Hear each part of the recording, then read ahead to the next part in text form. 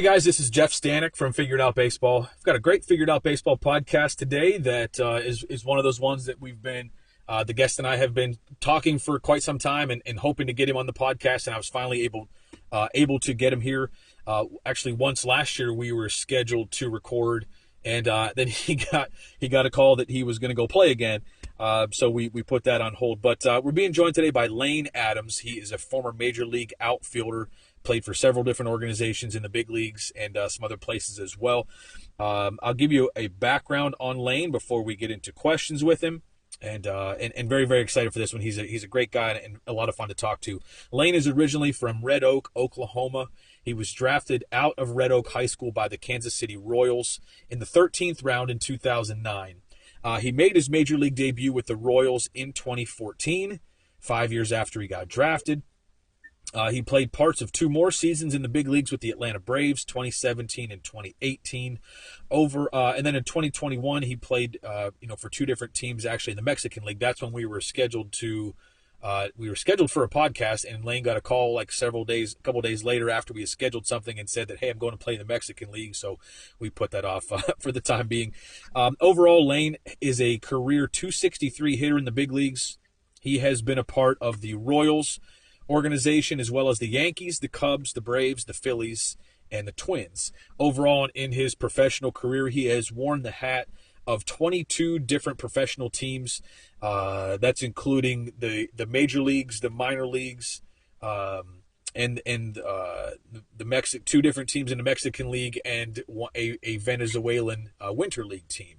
He's a really great follow on Twitter as well for basketball and baseball takes, and just, as I said, a lot of fun to talk to. So, Lane, I certainly appreciate being on the podcast today. Hey, Jeff. Yeah, man. Thanks for having me, dude. I'm excited about it. So, typically, I start with something from the bio that stands out. And for you, I'd actually like to start with what it was like for you to play in the Mexican League. I don't know if you had any expectation going into that. My only experience with Mexican League is just seeing what you see on social media, and then I don't know if you ever watched Eastbound and Down, Oh yeah. but when Kenny Powers played in the Mexican League, that's what I think of when I think of the Mexican League. What was that experience like for you, Lane, when you got the call and played there last season? Jeff, you're not far off with the Kenny Powers thing. No, man, it was believe it or not, it was a lot of fun. It was a lot of. Now there's some difference. There's the culture differences. There's language barriers, but the baseball was a lot of fun. It was probably the most fun baseball I played outside of Major League Baseball. Just the environment, everyone's commitment to winning. I mean, winning's all that matters down there, and everyone's on short leashes. So it's show up, compete, win, and hope you keep your job throughout the week. It's pretty cutthroat, but man, it was really a lot of fun. I'm really glad I got to experience it.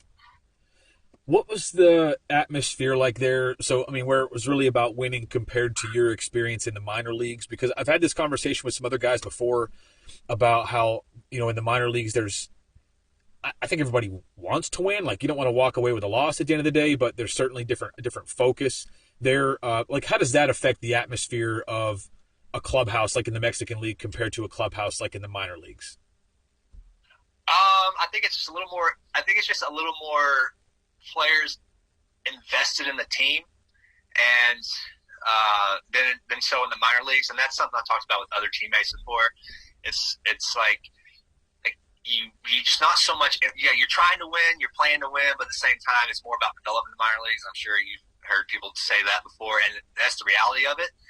And unfortunately, it's not for me. It kind of takes the I don't want to say fun, but it takes the fun out of it a little bit, because you feel like you're more so competing.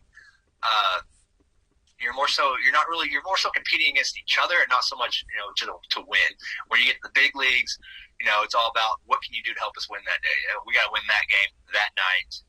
Nothing else matters.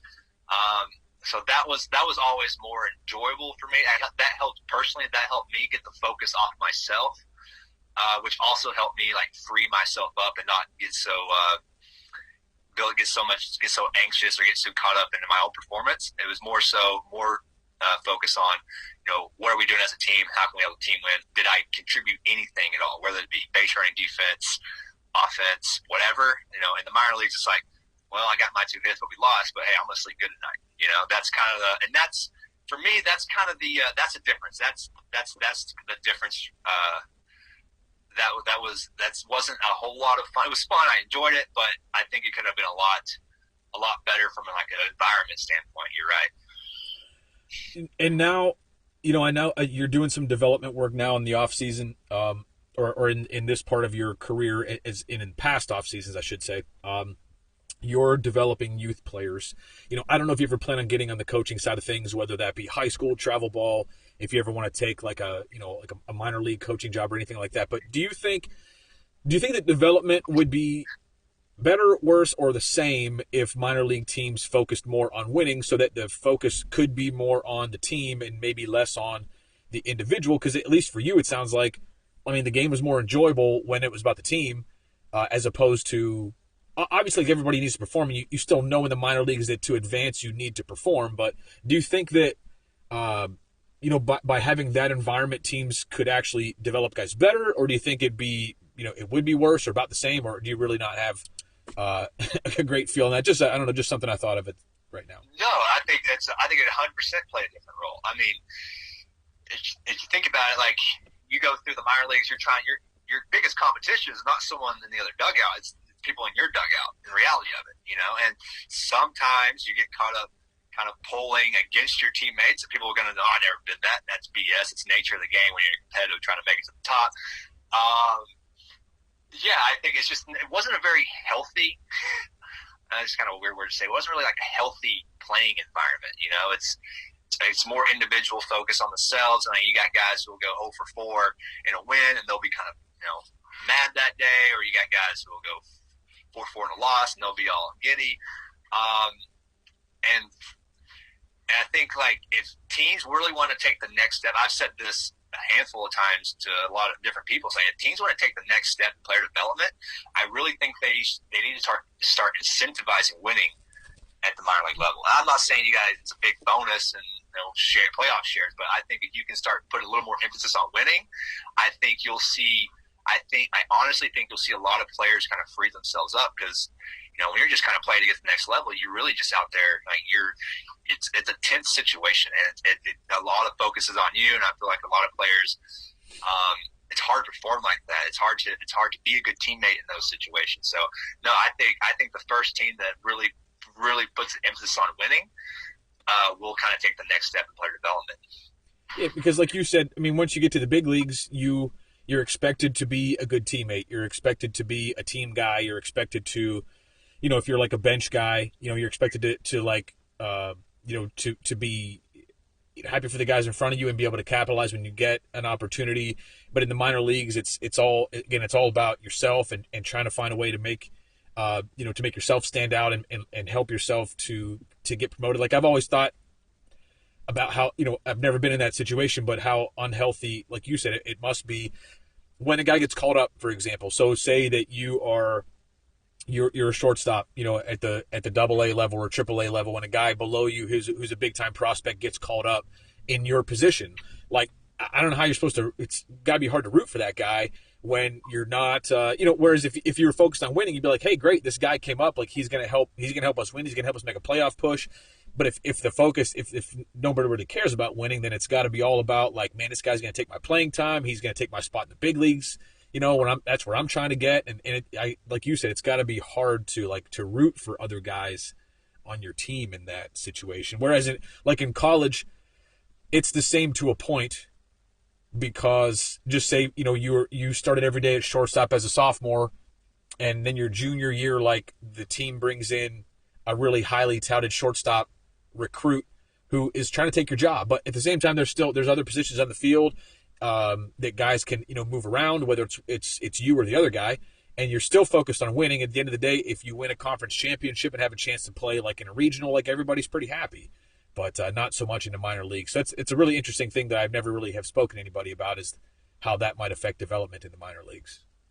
Absolutely. And that's the thing, like you go through those stages for 5, 6, however many years. That's a creature habit right there. You do that, have a certain environment for so long, and then you get to the big leagues all of a sudden, you're supposed to flip the switch, be a team guy, let's win. Like that's it sounds great, but that's not really how it's going to work. You know, that's just the reality of it. You got yourself in a pretty, I won't say toxic environment, but not a team first environment. And then you get to the big leagues and it's like, all right, I got to be this team guy. And that's not something you've done in your career yet. Today's podcast is brought to you by Southern Timber. Southern Timber is a company located in Alexandria, Alabama that specializes in the highest quality wood and leather whose focus is on quality and craftsmanship. Their line of wood bats are all custom, hand-turned, and hand-finished with professional-grade wood. For gloves, they offer great-looking gloves with both steer hide and kip leather.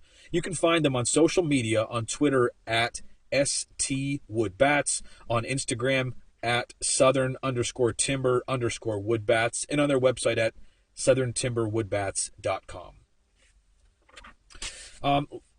Yeah, so an interesting thing that we've talked about there that, again, I've never really spoken to anybody about is that, and trying to, as an individual, make the jump from the minor leagues to the major leagues, where now it has to become a team game for you. Lane, when you got to the Royals and later played for the Braves, I know that you weren't an everyday guy for either of those teams. How did you adjust to your role at that level? Trying to face big league pitching without being an everyday guy and getting at bats kind of sparingly off the bench or a spot start here or there, things like that. Like how was that transition for you? How difficult was that for you to do for the first time? I'm sure being in that position as a big leaguer.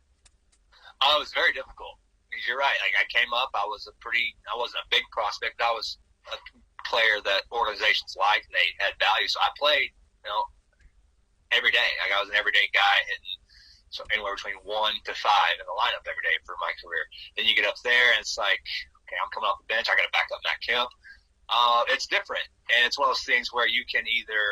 I never pinch hit before because I came up in the American League team. So it was one of those things where, if I'm going to stick up here, that's my goal is to stick. I got to do something really well, and we were lacking in pinch hitting. We weren't really we didn't have a whole lot of good at bats in the pinch hitting spot, so I took a lot of pride in that. I got real crazy. I got those little Nike strobe glasses. I hit off the machine. I'd swing and miss. I'd do anything I could to prepare myself to somehow make Major League pitching slow down. Right? I'm sitting over there. We wrap up batting practice at 5:30. My next at bat's coming at 9:45. I'm over there for 4 hours, so kind of sitting on my thumb. So I really took to really hitting high spin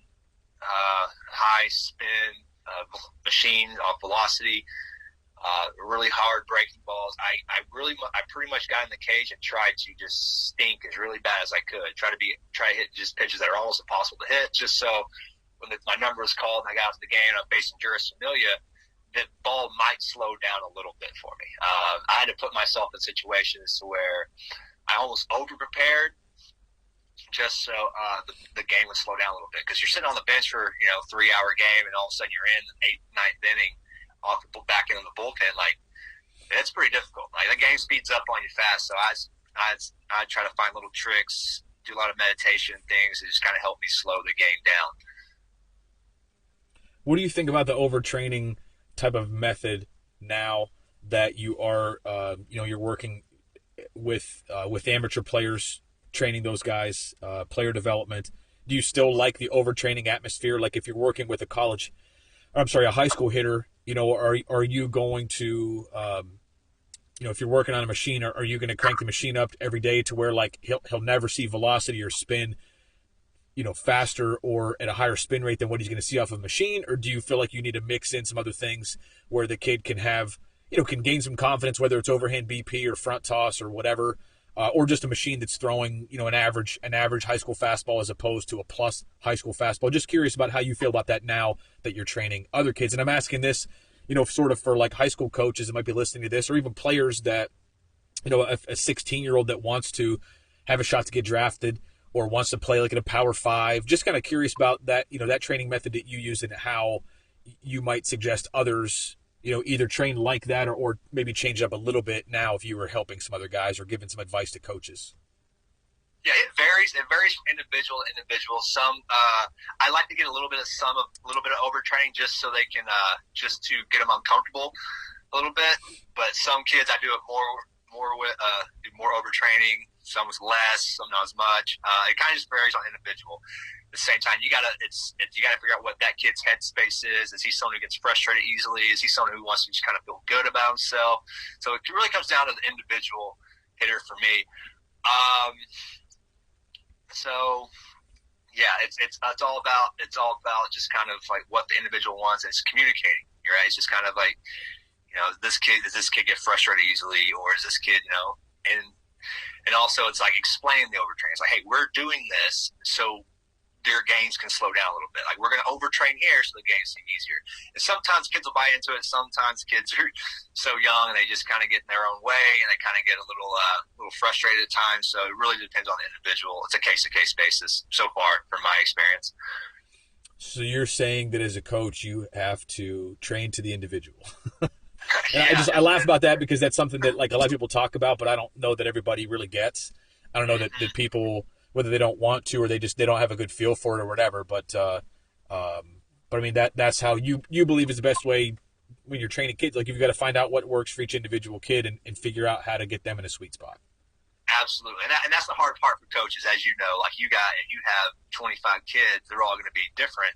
Like, there's push come to shove, you got time, reps, and all that stuff. Like, it's very hard to do. It's very hard to navigate around, and it takes a lot of time, a lot of effort. So it's very difficult. Lane, what's one thing, if there is one thing, and if this is a fair question to ask you, one thing that you think if it had been different, you would still be playing in the big leagues? Is there anything that you can point to, whether it was just if this one skill was better, or if you had done something different along the way in your training or your development? Is there anything that you think that fits the answer to that question? Oh yeah, there's a lot of things. That's a great question. Yeah, I wish, like I said, I got drafted, and that was the first time I had any baseball instructions, and it was all the old school terminology, swing down, all that stuff, which works for a lot of hitters. I'm a literal person. I'm a very literal person, and none of that stuff really made sense to me. I sort of bought into it because they're professional coaches; they got to know what they're talking about. I think I would have taken a little more accountability early on in my career. I started like reaching out, doing my research around 23, 24. I started reaching. That's when I hit with Craig Wallenbrock. That really helped out a lot. Honestly, I wish I would have studied the human body a little bit more. Like I said, I'm a literal person, so I've worked with. I know this is going to sound eyewash, but I've studied the human body. I've talked to people who know the human body really well. I feel like I know the body well enough now for my own self. I'm not saying this for any other hitter. Like, I don't have a big anatomy exam in my batting cage, but for me, like, I was such a literal person. Like, I needed to know the absolutes on why and how, and kind of blend those together, because that's just how my brain and body was wired. So if I could have got the literal aspect of the human body and the swing, I think that would have helped me out a lot. So one thing you just said there about swinging down, like, and you said it works for a lot of hitters, but for some guys it doesn't, and that kind of comes back to what you said about each individual player needs to be coached a little bit differently, because part of the debate on Twitter, and I end up talking about Twitter a good bit on these podcasts, just because I think that people that listen to podcasts are probably also on social media, and you hear a lot of stuff on there. A lot of guys that are really good hitting coaches according to their Twitter bios, and I think that while one thing that you might coach might work for 80% of your people, it probably doesn't work for 100% of your people, and you might need to find two different ways to say what will ultimately be the same thing. Like, you want your hitters to all sort of do similar things, but you might have to say like completely opposite things for two people to get them there, including, one guy you might have to say swing down, and the other guy you might have to tell him to get on playing with the ball, and the other guy you might have to tell him to, to try to hit up through it a little bit, like with a high finish or whatever it may be. But different people are so different on that side of things, and that's a part of the debate that I think really gets lost. And again, it's mostly on Twitter, and I think in person it probably isn't that way. But did you have any coaches that coached you that way, or was pretty much anybody that you had in the minor leagues and the major leagues, was it all sort of the old school terminology that doesn't make much sense to you, or at some point did organizations start to flip and started to talk about things more literally that made sense to your mind and how you processed things and saw things and felt things within your own swing? Yeah, it's no organization ever spoke the language that I needed, and that's not and Jeff, that's not me dissing any other coaches I've had or anything. I'm such a weirdo when it comes to how I think and stuff. Like, it's really weird. Like, I really don't expect any other hitter to be as literal as I am. Like, I hope not, to be honest. Like, it was a burden how literal I was. I found all my information. The information that really clicked with me was outside. But you're right. Like, it's all context, right? We're all trying to, accomplish the same things. You got positions you're trying to get to. There's certain principles in the swing everyone can agree on. Now, the context it takes to get the individual hitter to get to those positions and move to those positions, that's going to vary from A to Z and everything in between. That's kind of where you get this Twitter disputes and everything. But one thing I've learned over the years is that it's all context, and it really all depends. Like, nothing's right. Every drill stinks. Every drill's great. If something's right, something's wrong. Like, it's all context, and it all depends. There's no. I guess that's just the reality of it. If you were coaching yourself right now as a 22-year-old, what would be some things that you would focus on within your own swing to bring out your full talent, to kind of get you to reach your ceiling? How would you coach yourself if you go back and coach a young Lane Adams? The first thing I would do, I would tell myself, I would preach the importance of using the ground properly. That's the one thing I didn't do as a kid. I never understood. I studied it. I had people talk to me about it, but I never truly understood on how to use the ground properly. I knew I needed to use the ground. I just didn't know how to do it. So I think, and once I sort of figured out how to use the ground properly, that really did tide most of my mechanical issues kind of went away. That would be one thing. I think buying into no one ever talked to me about like body stability. Like, for me, it was just, I was going to rotate as hard as I could. Like, that was kind of what I was taught coming up. So I'm just going to swing. I could rotate as hard as I could. Now my chest is facing the shortstop. I remember, Jeff, there's one time I hit a ground ball to the 6 hole. I did a 360 in the batter's box and then ran to first base. Like, that's how out of whack I was.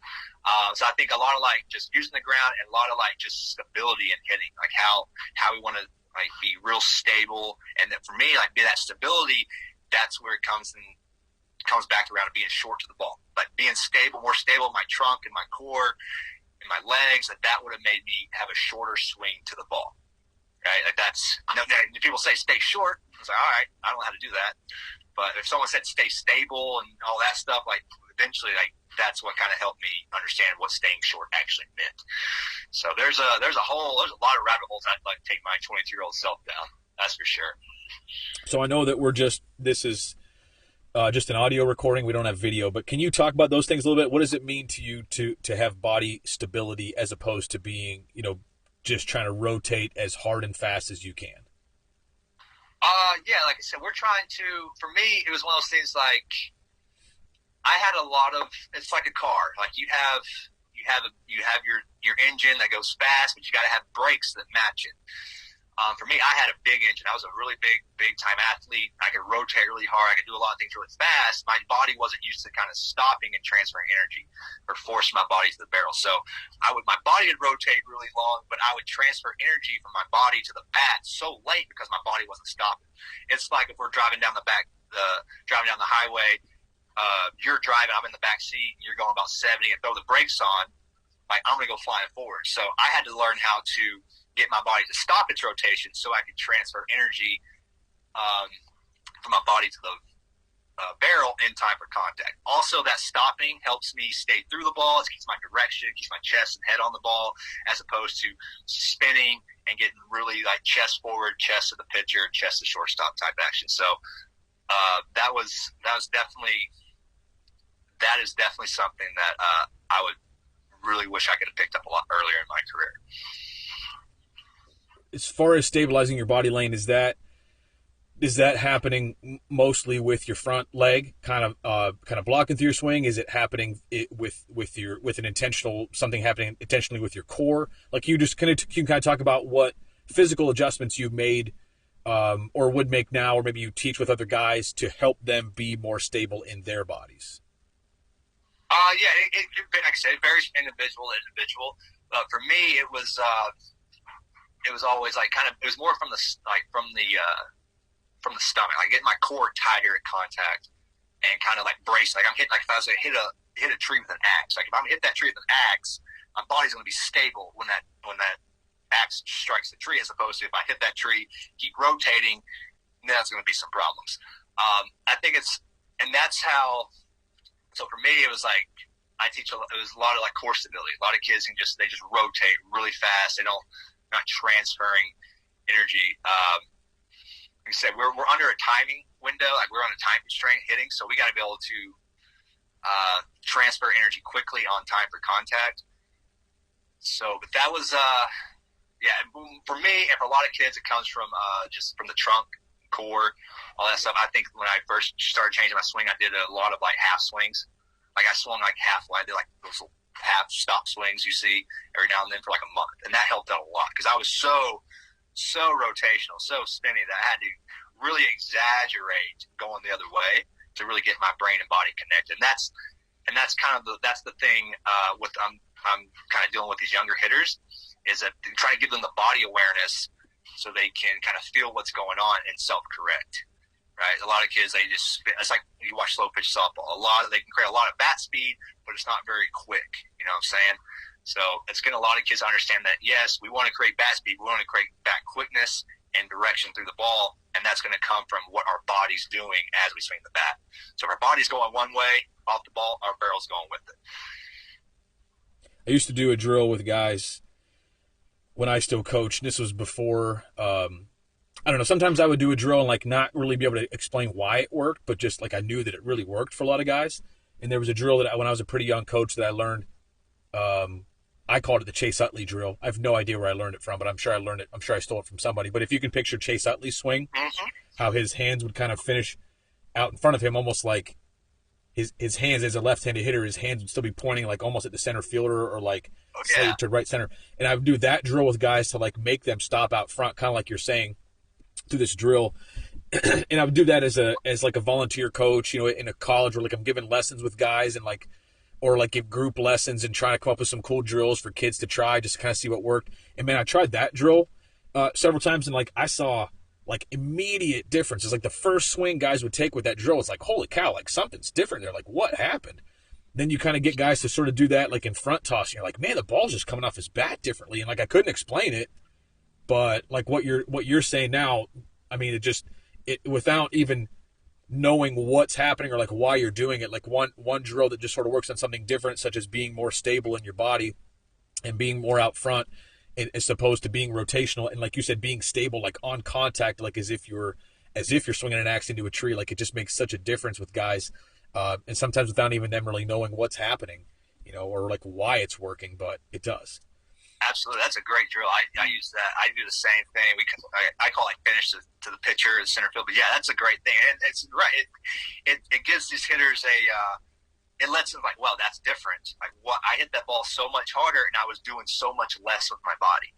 Right. That's kind of what we want. We want to be able to. The hitting's hard. We want the swing to be easy. We don't want to feel like we're fighting our body to swing the bat. Like we want our body to work efficiently, so everything is smooth. And in order to do that, our body's got to be able to rotate hard, but also kind of stop its rotation hard. The second thing that you mentioned that you would kind of go back and re-coach yourself was using the ground properly. And for people who maybe have never talked about that, have never heard that from a coach, they might be like, the heck's he talking about, using the ground? Like, it doesn't make sense to people because their feet are on the ground. It's like, well, of course I'm using the ground. Like, how can I use the ground improperly? Can you talk about that a little bit? I know that there may be some constraints here because we don't have any visuals, but can you talk about what it means to use the ground properly, Lane, when you say that? Yeah, I'm trying the best way I could think about this. Yeah, so the ground, we've got to create ground force. The ground's like an amplifier for the swing. Like it's going to amplify everything you do as a hitter. It's like when we squat or deadlift, we're pushing into the ground. Another way to look at it is like I said, my car's stuck in the ditch, we're going to get behind and push. Like we're going to get behind and we're going to push really hard. Our legs are going to be really tense in the ground, pushing, delivering energy from a ground body into the vehicle. We're not going to get from down the street, run, jump back of it, hope to move it. So a lot of times it goes back to being stable, and you can't be stable if you're not connected to the ground. Like, think of like, you know, if you're making a deadlift and all of a sudden you get on your toes, your body becomes more unstable. So realistically, it's putting a lot of force into the ground and kind of holding the ground a little longer, and then delivering the swing and letting the feet come off the ground later in the swing, and not so much like spinning the foot, squish the bug, some people say, or letting just like pushing off the backside. You got guys who lunge. That's losing the ground. They lose that ground force. They lose that posterior chain in their swing. So the ground does a lot of things for us. So that's kind of one thing. I was a big guy who kind of like lunged. I was creating a lot of horizontal force. Like, I was like, you can picture myself like shifting, really lunging at the ball. And what I needed as a hitter was more vertical force into the ground. Like, I needed to push more like into the ground from the top, so I could stay more stable with my legs and trunk. I think we need to get some Lane Adams drills onto the Figured Out website to see all this stuff. It's great, and I love talking about it. I know it's hard sometimes when we just have the audio, but I like that format for this podcast for several reasons. I think it gives guys a lot of freedom when we're talking, number one, and maybe more of a comfort. But I know sometimes like this, it might be better to have a visual. Maybe we can work on that in a future time. But anyway, those are some pretty cool things that I think that just, I don't know, people, I don't think a lot of guys talk about those things.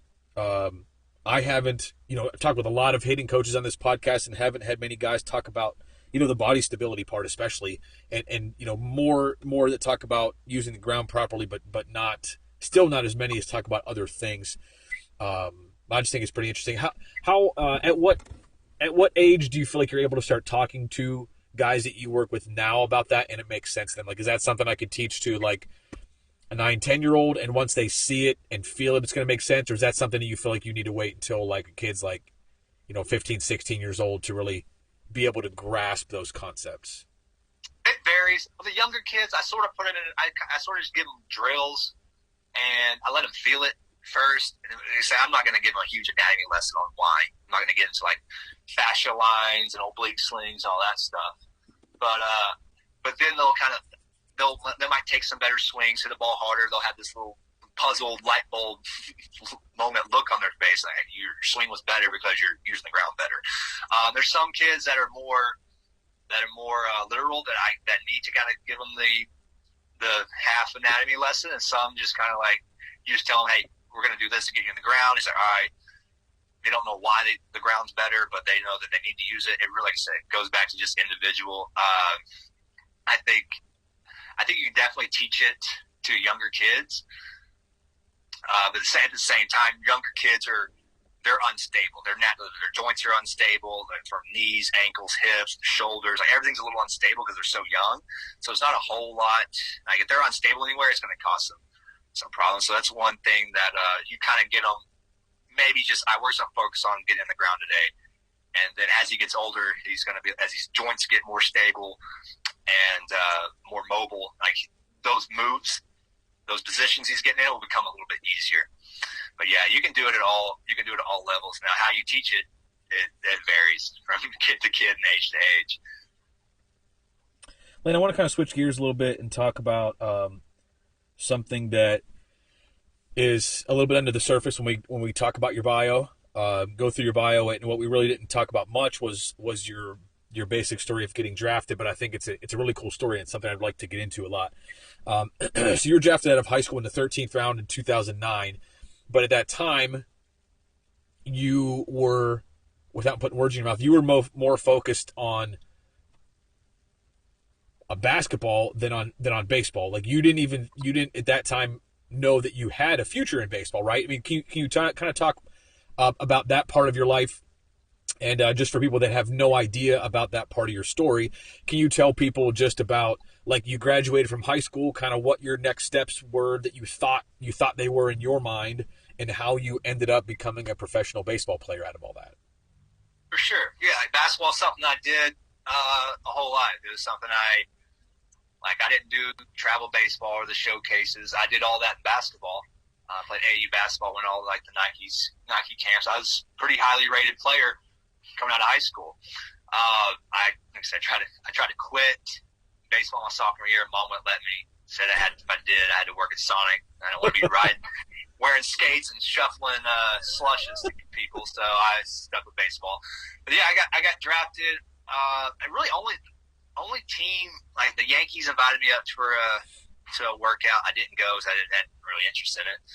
I turned that down without telling my mom, so I hope she don't listen to this. You would go back to Sonic. Yeah, so the Royals were the only team who really were interested in me to that extent. Like, they had the cross checkers coming in, the front office coming in. I went and did an individual workout in Kansas City with them. But I was full fledged going to play basketball in college. That was something I wanted to do since I was really little, and I was trying to play professionally after college. That was the goal.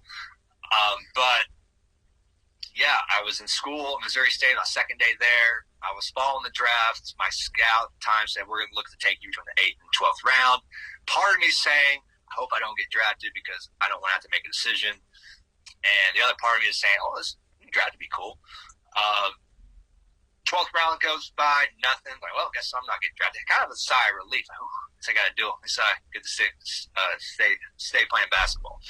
Get drafted in the 13th round. I was in class.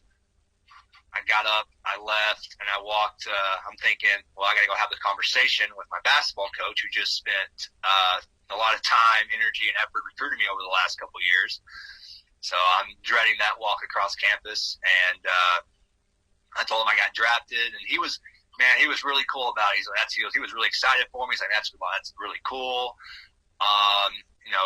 He was very encouraging in my decision. He even insisted that I take some time. I'll go home, take some time off, kind of think about it. So, and that's what I did. So a lot of respect for Coach Martin, who's now at Missouri at the time, because he could have made that decision, or that he could have made that moment a lot tougher on me. But he was really cool with it. He was encouraging, and he only wanted best for me. So I was very thankful that I had that type of support in making that decision, because he was losing a scholarship player at that time. So I know it was kind of difficult for him, but he could have made it a lot worse for me, and he didn't. So I have a lot of respect and a lot of love for Coach Martin. So I know we talked a little bit before we started recording, and you had a lot. And you said it right there. You tried to quit baseball as a sophomore in high school. Like, you had a lot more of a love for basketball than baseball. Lane, why did you end up signing with the Royals and playing professional baseball? If your passion was more on the basketball side of things. Nice signing bonus, Jeff. Nice signing bonus. They threw a lot of money at me. No, but the signing bonus definitely helped. But at the same time, it's also one of those things where the Royals are going to pay for my school to go back. Like, if I ever want to go back, they're going to pay for it. And it was also one of those things where I can go play. I can go try this out for a year or two. If I don't like it, I can come back here and play. I can go play basketball, still be young. So that was the headspace I was at. It's like, all right, let's just. I didn't want to be graduated college at 23, 24, working a 9 to 5. I don't play professional basketball, wondering, well, what happened if I had to play baseball? So it was kind of one of those things. Didn't want to leave any stone unturned. So that was just the opportunity. Didn't want to look back and what if. So I gave it a shot, and it seemed to work out pretty well. There's a couple times I was close to going back, but I never did. But yeah, it was just the opportunity and the fact that I could come back to basketball at any point had it not worked out. The times that you almost went back to play basketball, did those come when, like when you were struggling in baseball? Did it come at times when it just, for whatever reason, wasn't that fun for you? Or did you at times just like miss playing so much that you just thought, man, I'll just be happier doing that than what I'm doing right now? Oh, Jeff, it happened all the time. I get out to Arizona, we're playing the Chain Link League. I'm like, this stinks. Like, I'm definitely going to play basketball. This is terrible. It's like long days, hot, it's like 115. Nobody's there. There was time I got released in 2016 by the Yankees. I stopped by a basketball coach's office on the way driving home and talked to him about me playing in that fall. There's been times where I was just on a long bus ride through the middle of Iowa. I'm not doing this next year. I'm playing basketball. This stinks. There were so many times where I almost went back. But the biggest time when I almost went back was definitely after the 2016 season, which I'm glad I didn't, because 17 was the year I finally got my run in Major League Baseball. I hate to have these conversations or ask this kind of question to people, because I guess I'm a believer that like everything happens for a reason, and you're here where you're here for a purpose. But would you, if you had to do it again, Lane, would you still sign with the Royals? Or if you had to do it again, would you play college basketball and see what happened? Man, that's I got a buddy. He plays NFL. He played college basketball and he played minor league baseball. He's in the NFL right now. We have this conversation multiple times a week. I really don't know if I could do it over again. Now, granted, in 2009 when I got drafted, basketball was a bigger man's game. Like, it was a big man get the ball a little block. Now it's more of a up and down, speed, athleticism, shoot three. That was my game. Had I known that the game was going to kind of gravitate towards that style, I think I would have kept playing basketball, to be honest. If I could do it over again, I think I'd keep playing basketball. And baseball sort of shifted the other way, right? Or maybe it was already like that when you were there, but like a big part of your game was speed. And baseball sort of has moved away from that and gone more toward like a big man's power game. Yep. Yeah, I was a very good base. That was the one thing that always came natural to me at baseball, is like base running and base stealing. I was always good at it. I was for whatever reason, I couldn't tell you why I was good at it. But I enjoyed it. I took a lot of pride in it. So, but yeah, you're right. No one cares about that anymore, unless it's 1 month out of the year in the playoffs in September baseball. But yeah, that was a big part of my game that kind of just didn't get taken away, but it wasn't as emphasized as it was when I first started. That's kind of why Kansas City drafted me, because I was such a good athlete, and they were a big speed heavy team, and they kind of still are. So that was really, really great doing for baseball, is to do away with the base stealing from me. But dang the luck. And I think that it's unfortunate to me that like that's not a tool that is valued right now. And not that I think that that Moneyball like solved any real long-term answers or whatever, but it was like the A's started doing their Moneyball thing, and then everybody started doing it, and like, well, the A's won a lot, like they were really successful at it, so everyone else started doing it. And I wonder sometimes, and I have this, I've said this to guys before too, but I wonder if like one team in the league just adopted like a super athletic style of play where they had guys up and down the lineup that hit for high average and stole a lot of bases. Like, how would that team fare? Of course, you want some guys that can hit the ball over the wall.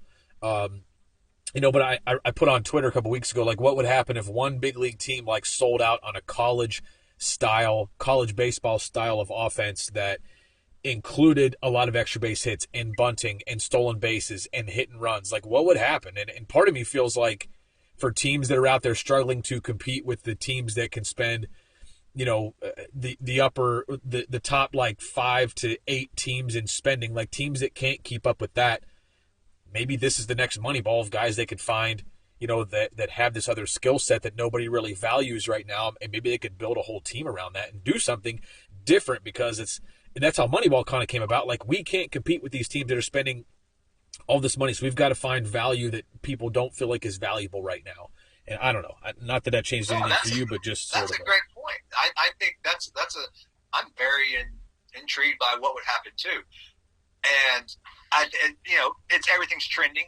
There was a time a couple years ago where, hey, who cares? You strike out, outs and out, you try to hit the ball. Now it's kind of shifting back to where, you can't have guys who strike out a whole lot. Like, I mean, there's still guys who strike out a lot, but there's like they're kind of shifting back to where contact, or the good teams are, Like, they want good contact. They want more consistent contact. So maybe you will see a shift there in the next couple seasons or so. But yeah, I think I wouldn't be surprised at all because, like you said, you got teams that can't compete with some of these payrolls. You got to find ways to win. You got to, if that's stealing a base or moving a runner, at the end of the day, like your job's to win a game, like from the player standpoint to the front office standpoint. So, like, are we going to sell out on buying into the certain model of swing big, live big, or are we going to figure out a way to get the job done? I think there's a lot of avenues to it, but yeah, I would not be surprised if you see kind of that reshift back to more fundamental. I probably won't go more. It probably won't be as extreme as psychologists do it, but I would not be surprised in the slightest if there was a shift back to more of a small ball style of play.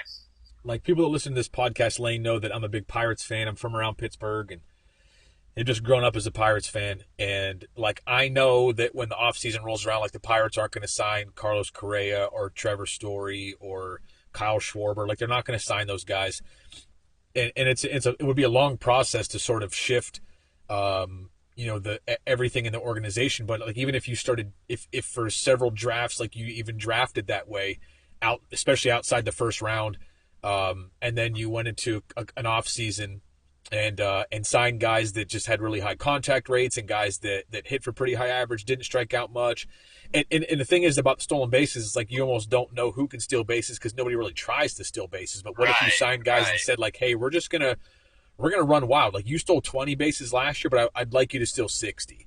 I don't know. I don't know what happened or not, but anyway. Yeah, I agree with you, man. I agree, and it makes more sense for someone like the Pirates to do that because, I mean, everyone wants to be the big slugger who slugs 40 homers a year. Like, those guys are so few and far between, even with the juice balls. Like, it's hard to hit for power in the big leagues. Like, I would not be surprised. And then you got pitchers throwing really hard, but they're also throwing more breaking balls. So it's like, why aren't you running? You're getting more breaking balls. Those are better times to take advantage of. It's like, yeah, velocities are up, but they're throwing more breaking balls. Like, it's a longer time to home. And catchers, a lot of catchers that are on one knee, and catchers that are focused on getting really low and underneath the baseball, a lot harder position to throw from. I don't know. Maybe somebody will listen to this and think, "Damn, Jeff's got something here." Maybe so. But I actually want to talk to you about multi-sport athletes.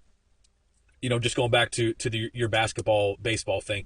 If someone called you this spring, someone you maybe had never met, and said, "Hey, Lane, I heard that you were a multi-sport athlete. I got your name and number from so and so. My kid is committed to is a really good Division I school on a basketball scholarship, but he's got a chance to get drafted. Maybe he did just get drafted. Like some kid that's in your exact situation."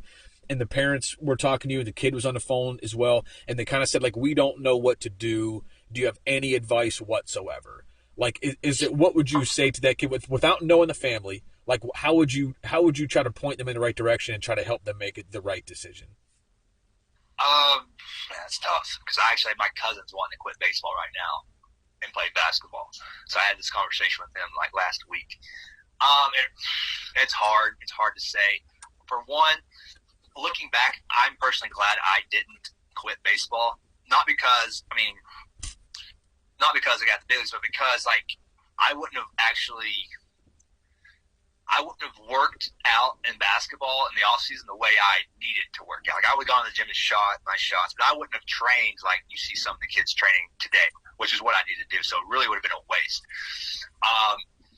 So I would kind of tell them, it's like, well, if you're going to give something up, like, you got to be like, you make sure you're going to give it up for, like, make sure you're not going to half-ass it. Like, make sure you're going to do everything as possible. Like, if you're going to give up one sport to play another, you need to be almost an unpaid professional in how you go about your training. Like, you need to be day in, day out. You need to be facing guys way better than you to really, like, get to where you want to be. But honestly, I would, like I said, it's a case-to-case basis. Man, I really don't know how I would tell them. I'll just tell you what I told my cousin. It's the same thing. He was wanting to quit baseball to play basketball, but he's going to play in the state tournament. We don't have football in my school. We have a ball. It goes ball, baseball, basketball, baseball. So you get 8 baseball seasons as from freshman to senior year. And he's on a really good team that's going to play 8 state tournaments. He's going to play 8 state tournaments. He's already played 1. He's going to play 8 state tournaments in his career. I said, bro, you're giving up a lot. Like, that's a lot of opportunity. Like, a guy, my buddy who plays in the NFL, he hasn't played in a state tournament ever. And he's a 3-sport athlete. 2 sport professional athlete, 1 high Division 1. And he never played a state tournament. Like, those are opportunities. Like, those bright lights you get to play under in those situations, like, that's going to transfer over to your other sport, your other main sport. Like, that's it translated to me. I played a lot of big games in baseball as a high school kid, and I didn't realize how beneficial that was to me as far as performing under pressure, performing with high stakes. Like, I could play in like 4 state championships, and I played in 8 state tournaments and 3 in basketball. Like, that's 11 state tournaments I got to play in. That's a lot of good opportunities for me to really prepare myself and understand what it's like to play and compete in an environment like that. So I would think, honestly, it really depends on the situation. Now, if he's at a school where the baseball program's not any good, yeah, maybe whatever. I don't know. But I think if you're that good, and say if you're a really good basketball player and you're also a freaking up athlete to get drafted in baseball, there's no point.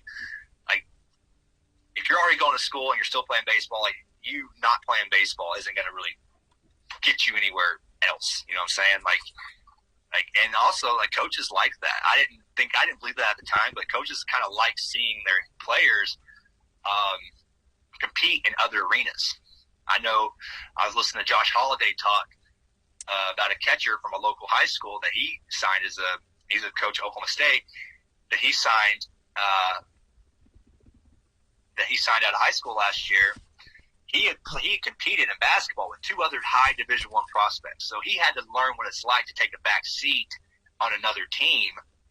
But that's what drew Josh Holliday to signing this kid, is that he knows what it's like to be a team player. He knows what it's like to step out of the spotlight and compete in another arena. So there's a lot of benefits to playing both, to be honest. So I would say if you're that good, I would stick with both, because you never know what's going to happen. You never know. I didn't say you don't want to look back and be the whole what if card. That's a big thing that I've talked about on this podcast with some other guys, but everybody has a little bit of a different opinion. And I like talking with guys who have done things I've never done, such as, playing the big leagues or have a chance to, have 2 different sports basically to choose from at the college or pro level. But I'm always interested to hear people's opinions about the multi-sport thing, because there was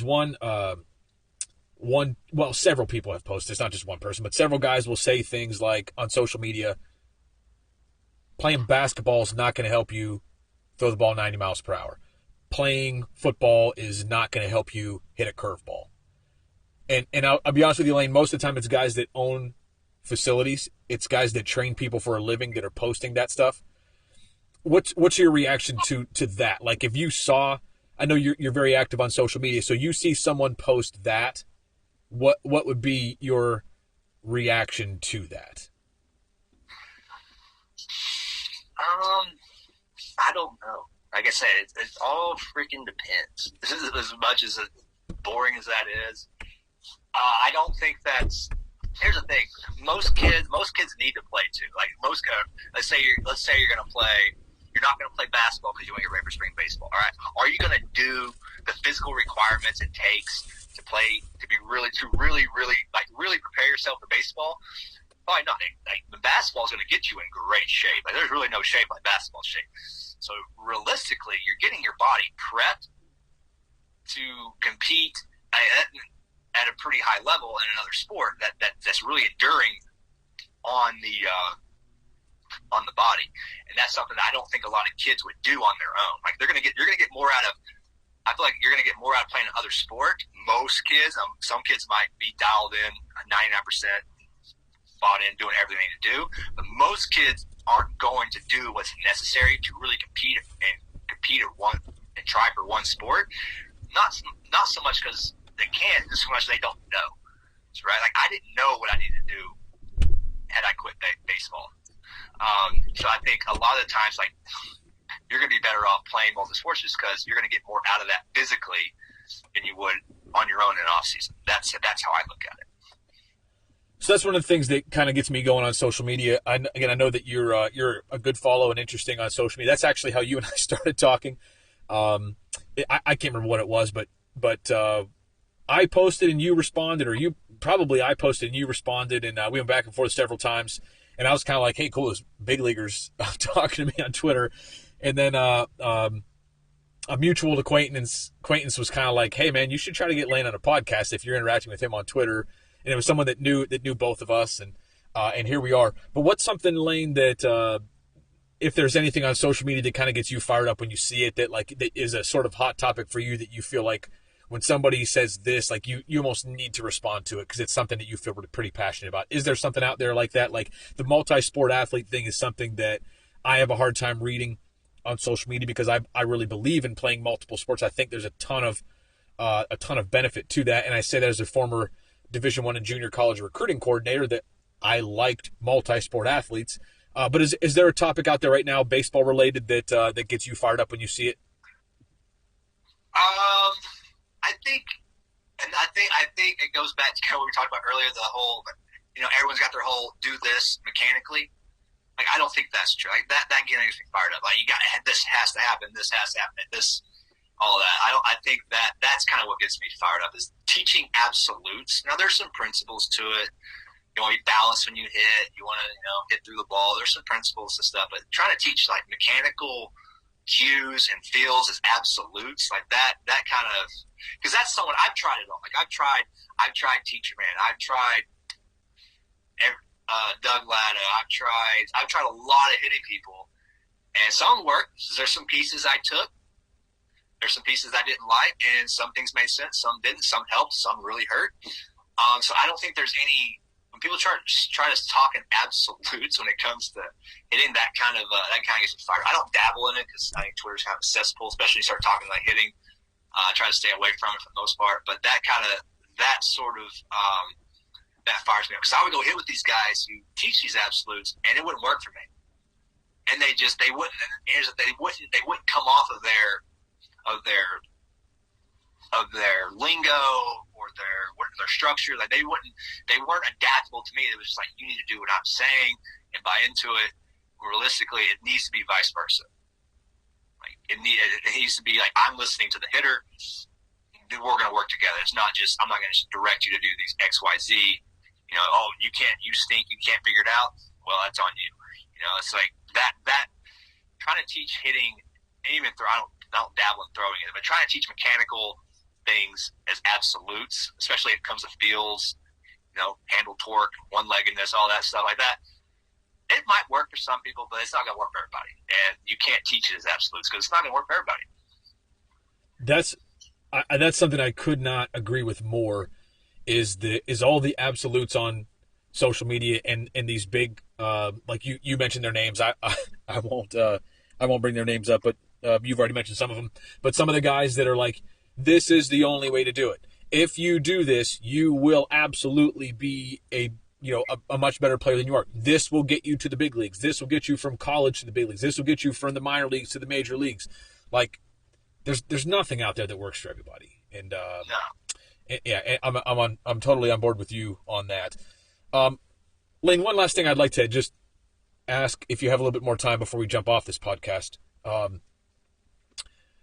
The end of your career, and maybe that hasn't even come yet, but you and I have talked enough to know that you're not necessarily trying to play anymore. You played for a long time. You've played more than 1,100 professional baseball games. As I said earlier, you've played for 20. If my count is correct, you've played for 22 different professional teams in both minor leagues, the major leagues, the winter leagues, Mexican league. You played for a long time, parts of 3 decades. when your career kind of started to wrap up, and I don't know when this was. Maybe that was when you were at the alternate site with the Twins, right? I believe you were there. There's like nothing documenting that because there was no minor league season. But whether it was there or somewhere else, like how did you handle kind of knowing that the writing was on the wall, that like your career was probably ending? And I want to ask that from this perspective. When I stopped coaching college baseball, like I was lost. Like I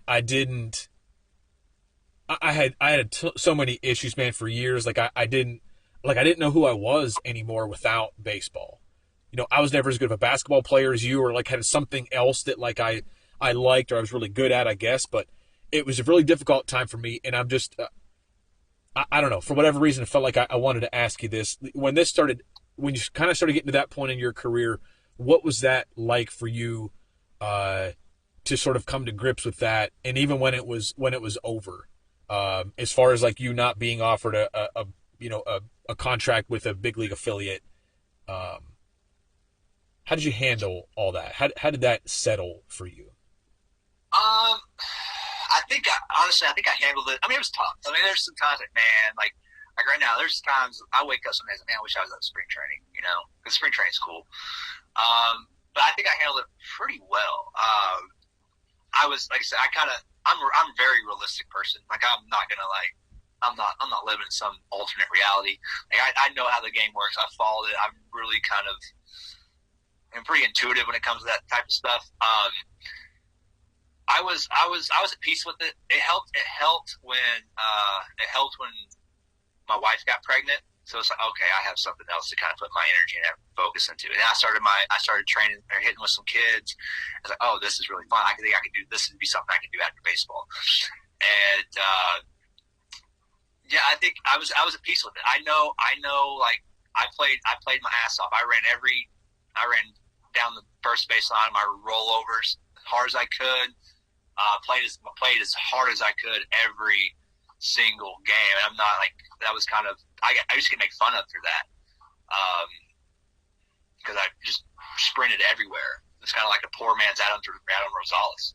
But that was kind of like me doing that, me trying to figure out my swing. I hit with like so many people, spent so much time, energy, money trying to figure out, get my mechanics right. In doing all that, it's led me to be at peace with the end. It's like, I had no regrets. It didn't work out the way it worked out, but didn't have the fairy tale ending that every kid thinks it's going to have. But at the end of the day, I can go to bed at night knowing that, hey, I busted my ass. I did. I studied. I worked with guys. I sought out every bit of knowledge I thought could help me. Now, there's some things that might have been counterproductive at the time, but at the same time, like, I didn't know that at the time. Like, I wasn't going to leave a stone unturned, and I didn't. So doing that, kind of holding myself to that standard of working hard and trying my best to figure it out, that's helped me. That's given me peace post playing career. It's kind of helped me. Hey, man, it didn't work out, but it didn't work out not because I didn't try. Like I did everything I could. So it's definitely difficult, but for now, I'm putting a lot of energy in my daughter, my hitters I work with, and I'm playing a lot of pickup basketball right now. So I've got some things to kind of get my mind off of. But yeah, there's times when you kind of sit back, man, it's over. Dang, there's that. Man, I would love to do it again, but it just doesn't like it's in the cards. So yeah, it hasn't been as hard as I've seen it hit some other guys really hard, but unfortunately for me, and hopefully it stays the same, it hasn't been that upsetting to me yet. Mainly because I think it's because I got a lot of focus in other aspects of it. But yeah, it's been pretty good. I've enjoyed it so far. I'm enjoying post not playing a lot more than I thought I would. So I'm pretty fortunate in that aspect.